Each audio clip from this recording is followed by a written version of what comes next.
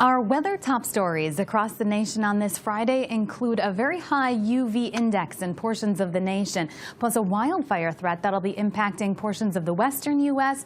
and storms that may be developing later in the day, some of which could be severe in portions of the upper Midwest. And we begin with the UV index. This time of the year, the UV index is especially high as we near the summer solstice. Now, the UV index is a measure of the amount of sun-damaging UV radiation that reaches the Earth's surface when the sun is highest in the sky, which is a couple hours surrounding the solar noon time of the day.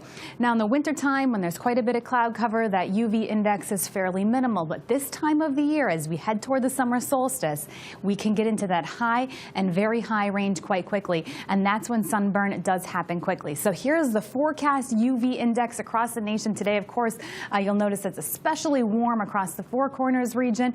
That's where it's going to be very sunny and hot, and the UV index is very high in those areas.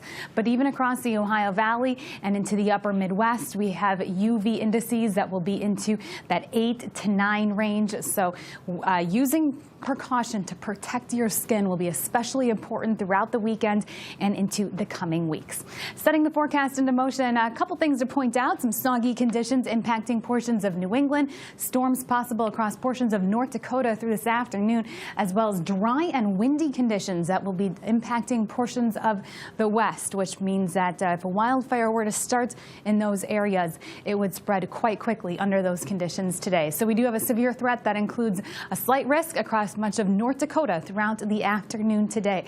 Elsewhere across the nation, it's the heat that's making headlines. 88 in St. Louis today, 82 in Chicago. The hot spot will be Phoenix at 108.